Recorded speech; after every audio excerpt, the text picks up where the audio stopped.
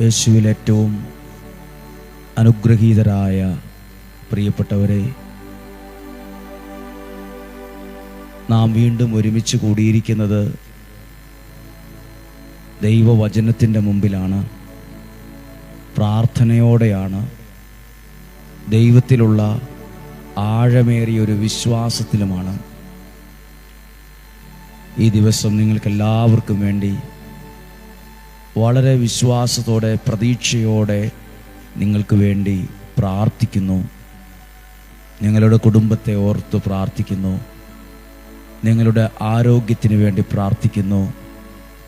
നിങ്ങളുടെ ആത്മീയ ജീവിതത്തിൽ നന്മകളുണ്ടാകാൻ, വളർച്ചയുണ്ടാകാൻ പ്രാർത്ഥിക്കുന്നു. കേൾക്കുന്ന ഓരോ ദിവസത്തെയും വചനത്തെ അനേകരിലേക്ക് എത്തിക്കുന്നവരാണ് നിങ്ങൾ ഓരോരുത്തരും. മറ്റൊരാളുടെ ജീവിതത്തിൽ ആശ്വാസവും വെളിച്ചവും കൊടുക്കുന്നവരാരാണോ അവരൊക്കെ ദൈവദൂതന്മാരെ പോലെയാണ്, മാലാഖമാരെ പോലെയാണെന്നാണ്. കാരണം മറ്റൊരാളുടെ ജീവിതത്തിൽ പ്രതീക്ഷയ്ക്ക് വകയുള്ളതിനെ, അനുഗ്രഹമുള്ളതിനെ കൊടുക്കുന്നവരുടെ പേര് മാലാഖമാർ എന്നാണ്. അവർ ജീവിതത്തിൽ ചില മനുഷ്യർ മാലാഖമാരെ പോലെയാണ്, ദൈവദൂതന്മാരെ പോലെയാണ്. ദൈവവചനം കേൾക്കുന്ന നിങ്ങൾ ആ വചനം അനേകരിലേക്ക് എത്തിക്കുമ്പോൾ ആരുടെയൊക്കെയോ ജീവിതത്തിൽ വെളിച്ചം വീശുന്നുണ്ട്, പ്രതീക്ഷയ്ക്ക് കാരണമാകുന്നുണ്ട്, സങ്കടങ്ങൾ മാറാൻ കാരണമാകുന്നുണ്ട്. അപ്പോൾ നാം വെളിച്ചത്തെ കൊടുക്കുന്ന മാലാഖമാരായി മാറുവാണ്, ദൈവദൂതന്മാരെ പോലെ ആവുകയാണ്. നിങ്ങൾക്കെല്ലാവർക്കും വേണ്ടി പ്രാർത്ഥിക്കുന്നു. ഡെയിലി ബ്ലെസ്സിങ്ങിൻ്റെ ഭാഗമായി നിന്നുകൊണ്ട് വചനം കേൾക്കുന്ന, പ്രാർത്ഥിക്കുന്ന സകലരെയും ദൈവകരങ്ങളിൽ പൂർണ്ണമായും ഏൽപ്പിച്ചു കൊടുത്തുകൊണ്ട് അവർക്ക് വേണ്ടി പ്രാർത്ഥിക്കുന്നു. ഈ പ്രഭാതത്തിൽ, ഈ സമയം ഇവർക്ക് വേണ്ടി ദൈവസന്നദ്ധിയിൽ പ്രാർത്ഥിക്കുന്നു. ഇവരെ അനുഗ്രഹിക്കണം. ഇന്ന് ഈ ആലയത്തിൽ സമർപ്പിക്കപ്പെട്ടിട്ടുള്ള നിയോഗങ്ങൾക്ക് വേണ്ടി, ഡെയിലി ബ്ലെസ്സിങ് വചനം കേൾക്കുന്ന അനേകായിരങ്ങൾക്ക് വേണ്ടി ഇന്ന് ടോജി എന്ന സഹോദരൻ ഉപവാസമെടുത്ത് പ്രാർത്ഥിക്കുകയാണ്. നിങ്ങൾക്ക് വേണ്ടി പ്രാർത്ഥിക്കുമ്പോൾ ഉപവാസമെടുക്കുന്ന വ്യക്തിയെയും കുടുംബത്തെയും തലമുറയെയും ഓർത്ത് ഞങ്ങൾ പ്രാർത്ഥിക്കുന്നു. ദൈവം സമർത്ഥമായിട്ട് അനുഗ്രഹിക്കട്ടെ. നമുക്കിന്ന് ഒത്തിരി സന്തോഷത്തോടെ ഈ വചനം ശ്രദ്ധിക്കാം. അപ്പസ്തോല പ്രവർത്തനം 3-ാം അധ്യായം 1 മുതലുള്ള വാക്യമാണ്. സമയക്കുറവുണ്ട്, എങ്കിലും അതിൻ്റെ പ്രസക്ത ഭാഗങ്ങൾ വളരെ വേഗത്തിലൊന്ന് ശ്രദ്ധിക്കാം. 3-ാം അധ്യായം. ഒരു ദിവസം 9-ാം മണിക്കൂറിലെ പ്രാർത്ഥനയ്ക്ക് പത്രോസും യോഹന്നാനും ദേവാലയത്തിലേക്ക് പോവുകയായിരുന്നു. 2-ാമത്തെ വാക്യം, ജന്മനാ മുടന്തനായ ഒരാളെ എടുത്തുകൊണ്ട് ചിലർ അവിടെ എത്തി ദേവാലയത്തിൽ പ്രവേശിക്കുന്നവരോട് ഭിക്ഷയാചിക്കാനായി സുന്ദര കവാടമെന്ന് വിളിക്കപ്പെടുന്ന ദേവാലയ വാതിൽക്കൽ അവനെ കിടത്തുക പതിവായിരുന്നു. ജന്മനാ മുടന്തനായ, ഭിക്ഷക്കാരനായ ഒരാളെ, സത്യം പറഞ്ഞാൽ ഈ വിഷയത്തെക്കുറിച്ച് ചിന്തിക്കുമ്പോൾ നമ്മൾ ഓർക്കും, അദ്ദേഹം ജന്മനാ മുടന്തനായ, ഇനി ഒരിക്കലും ശരിയാകുന്നൊരു ആരോഗ്യമോ ഒന്നുമല്ല, ഒരിക്കലും ശരിയാകുകയില്ലെന്ന് ചിന്തിച്ച ഒരു വിഷയം. ഒരിക്കലും അത് നേരെയാകത്തില്ല. ജന്മനാ മുടന്തനാണ്, ജന്മന.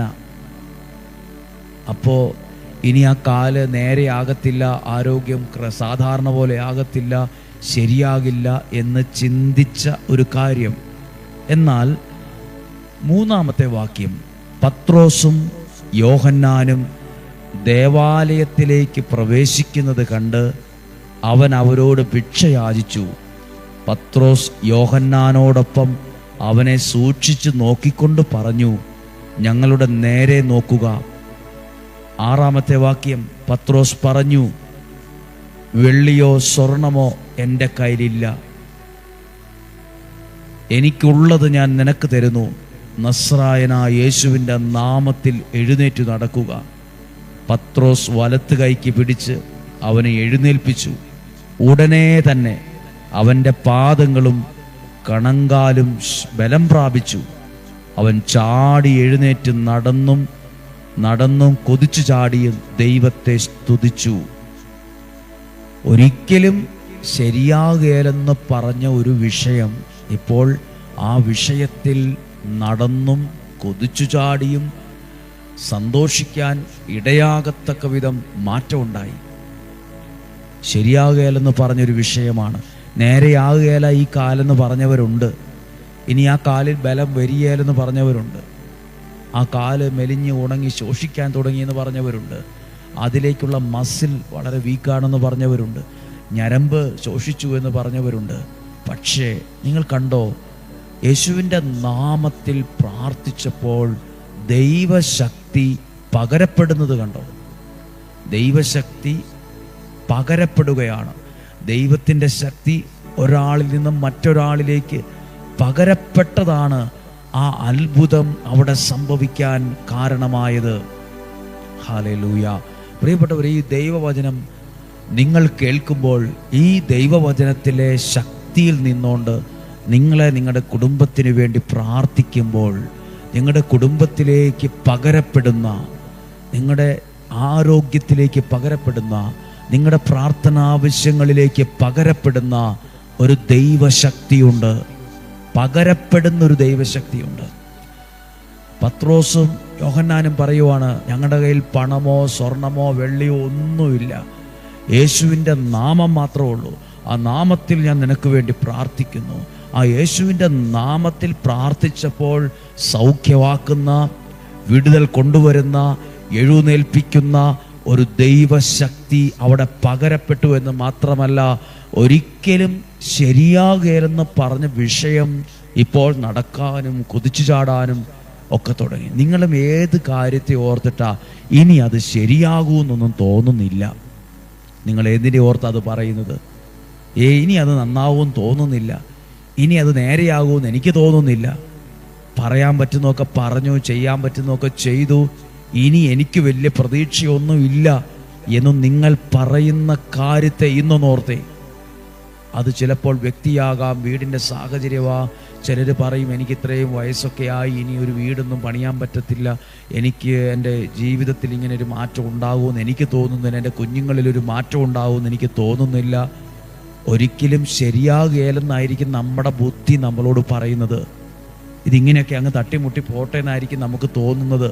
പോകുന്നിടത്തോളം പോട്ടെ എന്നൊക്കെ നമ്മൾ പറയുന്ന പോലെ. പക്ഷേ അതിലേക്ക് ദൈവവചനത്തിലൂടെ നിങ്ങൾ പ്രാർത്ഥിക്കാൻ തുടങ്ങിയാൽ, ദൈവവചനത്തിലേക്ക് അത് ഏൽപ്പിച്ചു കൊടുത്ത് പ്രാർത്ഥിക്കാൻ തുടങ്ങിയാൽ, നസ്രായനായ യേശുവിൻ്റെ നാമത്തിൽ ആ വിഷയത്തെ യേശുവിൻ്റെ നാമത്തിൽ ഏൽപ്പിച്ചു കൊടുത്താൽ ആ വിഷയത്തിനകത്ത് ദൈവശക്തി പകരപ്പെടും. ഇന്ന് ഞാൻ നിങ്ങൾക്ക് വേണ്ടിയും പ്രാർത്ഥിക്കട്ടെ. കർത്താവായ യേശുവിൻ്റെ അതിശക്തമായ നാമത്തിൽ നിങ്ങളുടെ കുടുംബത്തെ ഓർത്ത് സമർപ്പിച്ച് പ്രാർത്ഥിക്കുന്നു. ദൈവശക്തി നിങ്ങളുടെ കുടുംബത്തിലേക്ക് പകരപ്പെടട്ടെ. രോഗികളായിട്ടുള്ളവർ പ്രാർത്ഥിക്കുന്നുണ്ടോ? ആ രോഗാവസ്ഥയിൽ ദൈവശക്തി പകരപ്പെടട്ടെ. നിങ്ങളുടെ കുഞ്ഞുങ്ങളെ ഓർത്ത് ഭാരപ്പെടുന്നവരുണ്ടോ? അവരുടെ പരീക്ഷ, വിദ്യാഭ്യാസം, ബുദ്ധി, അതിലേക്ക് ദൈവശക്തി പകരപ്പെടട്ടെ. തടസ്സമായി നിൽക്കുന്ന കാര്യങ്ങളുണ്ടോ? തടസ്സപ്പെട്ട് കിടക്കുന്ന, എന്തു ചെയ്തിട്ടും ഒരു സ്റ്റെപ്പ് മുന്നോട്ട് പോകാൻ കഴിയാത്ത വിധം തടസ്സപ്പെട്ട് കിടക്കുന്ന കാര്യങ്ങളുണ്ടോ? അതിലേക്ക് ദൈവശക്തി പകരട്ടെ. നിങ്ങൾക്ക് ആത്മീയ ജീവിതത്തിൽ വളരാൻ പറ്റുന്നില്ല, ശുശ്രൂഷയിൽ വളരാൻ പറ്റുന്നില്ല, അതിലേക്ക് ദൈവശക്തി പകരപ്പെടട്ടെ. ദൈവശക്തി പകരപ്പെടട്ടെ. ഇന്നും ജീവിക്കുന്ന ദൈവത്തിൻ്റെ വചനം, ആ ദൈവനാമത്തിൻ്റെ ശക്തി പകരപ്പെടട്ടെ. മദ്യത്തിലോ മയക്കുമരുന്നിലോ ലഹരി വസ്തുക്കൾക്കോ അടിമപ്പെട്ടു പോയവരിലേക്ക് അവരിലൊരു മാനസാന്തരം ഉണ്ടാകത്തക്ക വിധം, അവരിലൊരു മാറ്റം ഉണ്ടാകത്തക്ക വിധം ദൈവശക്തി പകരപ്പെടട്ടെ. തകർന്നു പോയ ബിസിനസ്സായിരിക്കാം, സാമ്പത്തികമാകാം, അതിൽ നിന്ന് പുറത്തു കിടക്കാൻ കഴിയുന്ന വിധത്തിൽ ഒരു വഴി ദൈവനാമശക്തിയിൽ തുറക്കപ്പെടട്ടെ. ദൈവനാമശക്തിയിൽ അത് അനുഗ്രഹമായി മാറട്ടെ. ആ രോഗം, ആ പ്രതിസന്ധി മാറട്ടെ. ആ ജോലി ലഭിക്കട്ടെ, ആ പ്രമോഷൻ ലഭിക്കട്ടെ. ആ ഉയർന്ന നിലവാരത്തിലേക്ക് കയറി വരാൻ ഇടവരട്ടെ. ദൈവനാമശക്തി പകരപ്പെട്ടു. അടുത്തൊരു കാര്യം എഴുതിയിട്ടുണ്ട്, 7-ാമത്തെ വാക്യം. പത്രോസ് വലത്തു കൈക്ക് പിടിച്ച് അവനെ എഴുന്നേൽപ്പിച്ചു. ഉടനെ തന്നെ അവന്റെ പാദങ്ങളും കണങ്കാലുകളും ബലം പ്രാപിച്ചു.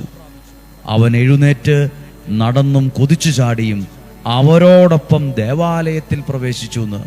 അപ്പോൾ അവരിലൂടെ ഒരു വ്യക്തി ദേവാലയത്തിൽ പ്രവേശിക്കാൻ, പ്രാർത്ഥിക്കാൻ, ആരാധിക്കാൻ തുടങ്ങി. നിങ്ങളിലൂടെ അനേകർ ദൈവത്തിലേക്ക് അടുത്തു വരാനിടയാകട്ടെ. നിങ്ങളിലൂടെ അനേകർ ദൈവത്തെ അറിയാൻ ഇടവരട്ടെ. ഇവിടെ ഒരു പ്രാർത്ഥന നടന്നപ്പോൾ അവരോടൊപ്പം ആ മനുഷ്യനും, ആ സൗഖ്യം ലഭിച്ച മനുഷ്യനും ദേവാലയത്തിൽ പ്രവേശിച്ചു. അനേകർ ദൈവത്തിലേക്ക് അടുത്തു വരും. നിങ്ങളിലൂടെ അനേകർ ദൈവത്തിലേക്ക്, ദൈവാനുഗ്രഹത്തിലേക്ക് പ്രവേശിക്കും. അനേകർ സൗഖ്യത്തിലേക്ക് പ്രവേശിക്കും.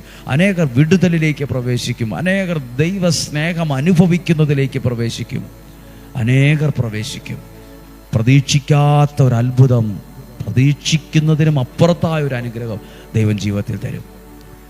ഒരിക്കലും നടക്കുകയില്ല, ശരിയാകുകയില്ലെന്ന് പറഞ്ഞ കാര്യമാണ് നടന്നും കുതിച്ചു ചാടി ഇപ്പോൾ നിൽക്കുന്നത്. അതുപോലെ നിങ്ങൾക്ക് സന്തോഷത്തോടെ ഒരു സാക്ഷ്യം പറയാൻ ദൈവം വഴി തുറക്കും, വാതിലും തുറക്കും. പ്രാർത്ഥിക്കാൻ പോകുന്നു. ഇന്ന് ചൊവ്വാഴ്ച ദിവസമാണ്. പ്രിയപ്പെട്ടവരെ, ഈ വ്യാഴം വെള്ളി ദിവസങ്ങൾ ഒത്തിരി അനുഗ്രഹത്തിൻ്റെ ദിവസമാണ്. ഓരോ ദിവസവും ഒത്തിരി അനുഗ്രഹമാകുന്നുണ്ട്. വ്യാഴാഴ്ച 9 മണിക്ക് പരിശുദ്ധ കുർബാന എഴുന്നള്ളിച്ചു വെച്ച് ശുശ്രൂഷകർ 9:30 വരെ പ്രാർത്ഥിക്കും. 9:30 കൗൺസിലിംഗ് ആരംഭിക്കും. ഉച്ചയ്ക്ക് 12 മണി കഴിയുമ്പോൾ വേളാങ്കണ്ണി മാതാവിനോടുള്ള നൊവേന ചൊല്ലി മുട്ടിന്മേൽ ഇഴഞ്ഞുള്ള നേർച്ച നിയോഗ സമർപ്പണം നടത്തും. ശേഷം നേർച്ച ഭക്ഷണം. ഉച്ചയ്ക്ക് ശേഷമാണ് ശുശ്രൂഷകളും വചന ശുശ്രൂഷകളും സാക്ഷ്യങ്ങളും. ശേഷം 5 മണിക്ക് വിശുദ്ധ കുർബാന. 6:15 വിശുദ്ധ യൂദാശ്ലീഹായുടെ മാധ്യസ്ഥത്തിൽ നൊവേന ചൊല്ലി പ്രാർത്ഥിക്കുന്നു. അതിനുശേഷം വചനപ്രഘോഷണം, നിയോഗം സമർപ്പിച്ചുള്ള ആരാധന എന്നിങ്ങനെ എല്ലാ അനുഗ്രഹമുള്ള സമയങ്ങളാണ്. കൽക്കുരിശിൽ എണ്ണയൊഴിച്ച് പ്രാർത്ഥിക്കുന്നു, നിയോഗം എഴുതി പ്രാർത്ഥിക്കുന്നു. വെള്ളിയാഴ്ച ദിവസം 7 മണി മുതൽ ശുശ്രൂഷകൾ, ഏകദിന ശുശ്രൂഷകൾ ആരംഭിക്കും. എല്ലാവരെയും ഓർക്കുകയാണ്, പ്രാർത്ഥിക്കുവാൻ. ഒത്തിരി അനുഗ്രഹത്തിന് കാരണമാകട്ടെ. ഒരുമിച്ച് ദൈവത്തോടു കൂടെ ആയിരിക്കുന്ന സമയം പരമാവധി പ്രയോജനപ്പെടുത്താം. നമുക്ക് യേശുവിൻ്റെ ആശീർവാദത്തെ സ്വീകരിക്കാം. നമ്മുടെ കർത്താവ് ഈശോ മിശിഹായുടെ കൃപയും പിതാവായ ദൈവത്തിൻ്റെ സ്നേഹവും പരിശുദ്ധാത്മാവിൻ്റെ സഹവാസവും നിങ്ങളോടുകൂടെ ഉണ്ടായിരിക്കട്ടെ. രോഗങ്ങളിൽ നിന്നും, അപകടങ്ങളിൽ നിന്നും, ദുർമരണത്തിൽ നിന്നും, മൂപ്പെത്താത്ത മരണത്തിൽ നിന്നും, ചതിയിൽ നിന്നും, വഞ്ചനയിൽ നിന്നും, നിരാശയിൽ നിന്നും സ്വർഗത്തിലെ ദൈവം അത്ഭുതകരമായ വിധത്തിലും അളവിലും നിങ്ങളെ സംരക്ഷിക്കട്ടെ. ദീർഘായുസ്സും ആരോഗ്യവും സന്തോഷവും സമാധാനവും ദൈവം തരട്ടെ. നിലനിൽക്കുന്ന ഐശ്വര്യം ദൈവം തരട്ടെ. ദീർഘായുസ് ദൈവം നൽകട്ടെ. ദൈവാനുഗ്രഹത്തിൽ സന്തോഷിക്കാൻ ഇടവരട്ടെ. ഒരു സാക്ഷ്യം പറയാൻ ഇടവരട്ടെ. യേശുവിൻ്റെ നാമത്തിൽ അനുഗ്രഹിച്ച് പ്രാർത്ഥിക്കുന്നു. ഇപ്പോഴും എപ്പോഴും എന്നേക്കും. ആമേൻ. സന്തോഷമായിട്ടിരിക്കാം. നല്ലൊരു ദിവസം നിങ്ങൾക്ക് ആശംസിക്കുന്നു. നാളെയും 5:30 നമുക്ക് ഒരുമിച്ച് കാണാം, ഒരുമിച്ച് പ്രാർത്ഥിക്കാം. സ്വർഗത്തിലെ ദൈവം ഉള്ളം കയ്യിലെന്ന പോലെ എന്നെയും നിങ്ങളെയും സൂക്ഷിക്കട്ടെ. ആമേൻ. നിയോഗപ്രാർത്ഥന ചൊല്ലും നേരം അമ്മേ പ്രാർത്ഥന കേൾക്കണമേ. നിയോഗപ്രാർത്ഥന ചൊല്ലും നേരം അമ്മേ പ്രാർത്ഥന കേൾക്കണമേ. നിയോഗത്തിൽ പ്രാർത്ഥിക്കുമ്പോൾ അമ്മേ ഉത്തരമരുളണമേ. നിയോഗത്തിൽ പ്രാർത്ഥിക്കുമ്പോൾ അമ്മേ ഉത്തരമരുളണമേ. വേളാങ്കണ്ണി മാതാവേ, വേദനയോടെ വരും നേരം വേദനയിൽ